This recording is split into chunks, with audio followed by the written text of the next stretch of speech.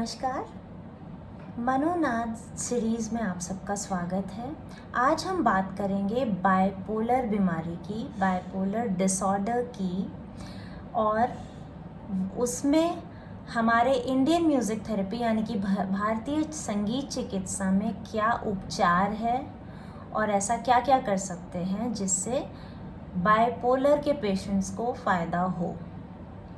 तो हम पहले समझेंगे कि बाइपोलर है क्या। बाइपोलर वैसे तो एक मूड स्विंग्स जो होते हैं कि अचानक से आप दुखी हो गए, अचानक से फिर खुश हो गए, तो मोटा मोटा मूड स्विंग्स की बीमारी है।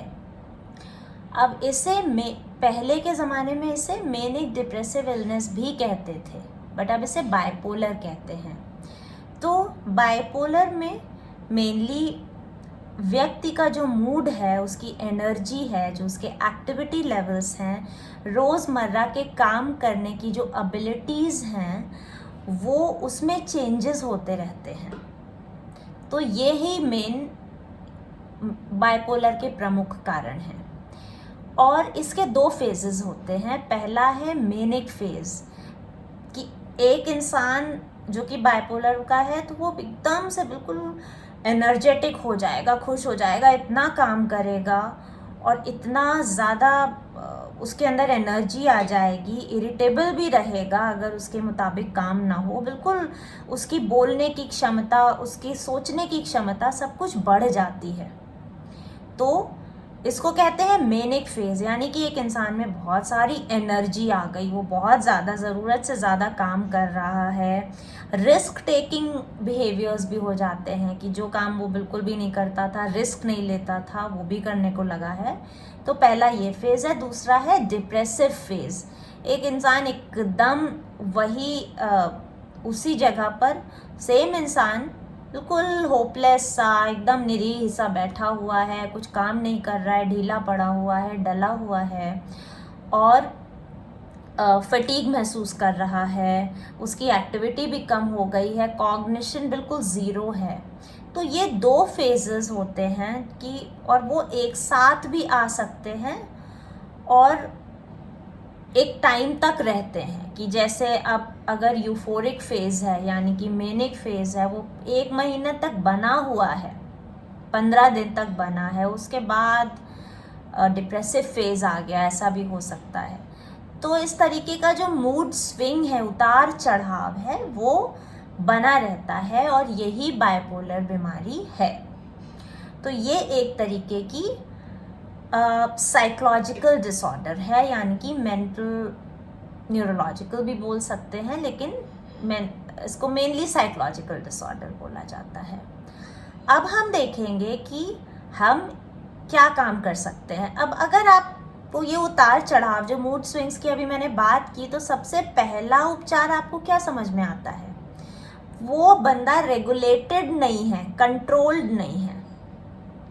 ठीक है, तो हम किस पे काम करेंगे? रूट पे emotional regulation, emotional balance, regulate, यानी कि आपके जो भाव हैं, आपके इमोशंस हैं, आपके हार्मोन्स को हमें बैलेंस करना है, रेगुलेट करना है, नियंत्रित करना है। ठीक है, तो मेनली हमारे म्यूजिक थेरेपी में इसके इमोशनल रेगुलेशन का काम होता है।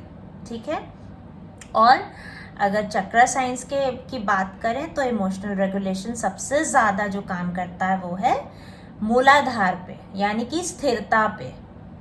और मूलाधार जो है वो हमारे हर चक्र किसी ना किसी पंचभूत से एसोसिएटेड हैं। पंचभूत जो बाहर है ब्रह्मांड में, यानी कि पंच तत्व, वही हमारे अंदर है। तो मूलाधार हमारा भूतत्व से कनेक्टेड है, तो बेसिकली हम उस बंदे को भूतत्व पे लाते हैं पहले। अब दो फेजेस जैसे कि मैंने बताया कि एक तो मेनिक फेज है, यानी कि वो बंदा बहुत ज़्यादा एनर्जेटिक है। दूसरा है डिप्रेसिव फेज, बहुत उदासीन है। तो कैसे काम करेंगे? यानी म्यूजिक थेरेपी में वो जो यूफोरिक बंदा है, मेनिक फेज है, उसको हम नीचे लाएंगे, उसकी एनर्जी को थोड़ा कम करेंगे। ठीक है, और जो डिप्रेसिव वाला बंदा है उसकी तो एनर्जी ही नहीं है, वो तो फटीग में है, तो उसकी एनर्जी को हाई करेंगे। तो किस पे काम करेंगे? रिलैक्सेशन, मेनिक फेज जो है वो काम होगा रिलैक्सेशन पे, and depressive phase would be addressing the stimulation of the brain. करो, कुछ काम करो, जग में रहकर कुछ नाम करो, वो चीज़ हो जाएगी। ठीक है, तो बेसिकली वो एलिवेट करना है, ये काम करना है। ठीक है, अब इसमें हम एनर्जी सेंटर्स पे, चक्रा पे काम करते हैं, यानी कि जब हम मेनिक फेज वाले बंदे पे काम कर रहे हैं तो उसको मूलाधार पे उसे स्थिर बनाना है, स्टेबल बनाना है। तो हम ऐसी रागें या ऐसी तालें, ऐसा मंत्र यूज करेंगे जो कि उसे स्थिर बनाए और एक एग्जैक्ट टाइम पे। और ये जो डिप्रेसिव वाला बंदा है, जो डिप्रेसिव फेज के लिए हम ऊपर ब्रेन की जो एक्सरसाइजेस हैं वो यूज़ कराएंगे, या फिर रिदमिक स्टिमुलेशंस करवाएंगे, जिससे कि वो बंदे उसकी जो स्टिमुलेशन, उसकी जो एनर्जी बढ़े, उसकी ऊर्जा बढ़े, वो कुछ करे, काम करे, और उसकी जो होपलेसनेस है, नेगेटिविटी है, वो डाउन हो। लेकिन हर व्यक्ति के अपने कुछ सिम्टम्स होते हैं, ये हम आपको बता दें। कुछ ब्रेन के कोऑर्डिनेशंस होते हैं, कुछ समझ होती है, कुछ ध्यान होता है, और ये सारी टेक्निक्स हमारे प्राचीन ज्ञान के अनुसार क्लाइंट स्पेसिफिक होती है। तो यानी कि सबके अपने नीड्स होते हैं, रिक्वायरमेंट्स होते हैं, और उन्हीं को ध्यान में रखकर हम म्यूज़िक थेरेपी सेशंस डिज़ाइन करते हैं, और रेगुलर मॉनिटरिंग के साथ और फीडबैक के साथ हम उसे चेंज करते हैं या फिर उसे कैरी ऑन करते हैं। तो ये था बाइपोलर की। अब कुछ हम म्यूज़िक थेरेपी के ऐसे उदाहरण देते हैं जो कि बाइपोलर में बहुत यूज़ होता है, इमोशनल रेगुलेशन के लिए बहुत यूज़ होता है। तो सबसे पहला है कि जैसे एक बच्चा, कोई बाइपोलर का पेशेंट जो बहुत दुखी है, उसकी एनर्जी लेवल बहुत कम है, तो हम किस पे काम करेंगे?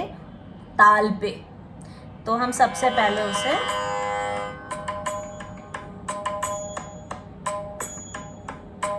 ये 1 2 3 4 1 2 3 4 1 2 3 4 1 2 3 4 1 2 3 4 1 2। अब इसी ताल पर उसे ध्यान भी करना है। ध्यान किस पे करना है? अपने कॉग्निशन पे। तो यानी अपने आज्ञा चक्र, अपने इंट्यूशन पे ध्यान करना है। तो हम उसे इंस्ट्रक्शन देते हैं कि ये म्यूज़िक चल रही है, ध्यान आपको यहाँ करना है अपने प्री फ्रंटल कॉर्टेक्स पे, और इस रिदम को भी देखना है, दोनों काम करने हैं।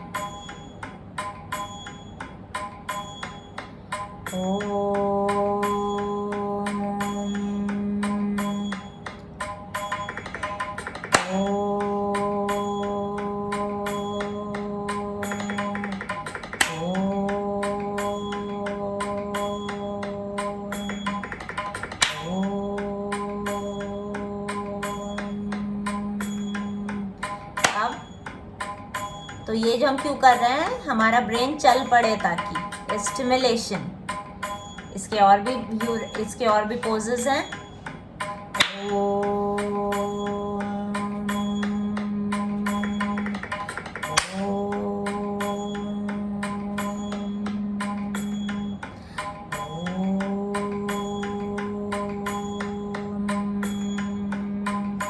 आपने देखा हमने क्या किया, रिदम भी फॉलो करी, ओम भी फॉलो किया। ओम की एक टेक्निक है जो मैंने फॉलो की, वो एक तरीके का वोकलाइजेशन है जो हमने किया।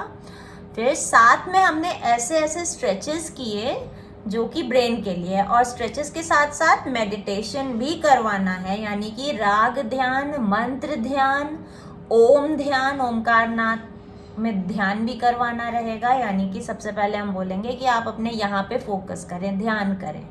देखें कि यहाँ की, तो वो जो है गाइडेड मेडिटेशन होता है कि देखें कि यहाँ की सर्किट्स जल रही हैं, उसमें लाइट जल रही है, उसमें रोशनी आ रही है, ये सब कुछ देखना।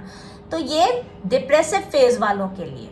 अब अगर मेनिक फेज की बात करें तो हम बिल्कुल एक संगीन सा म्यूजिक सिखाते हैं, जैसे कि राग भैरव।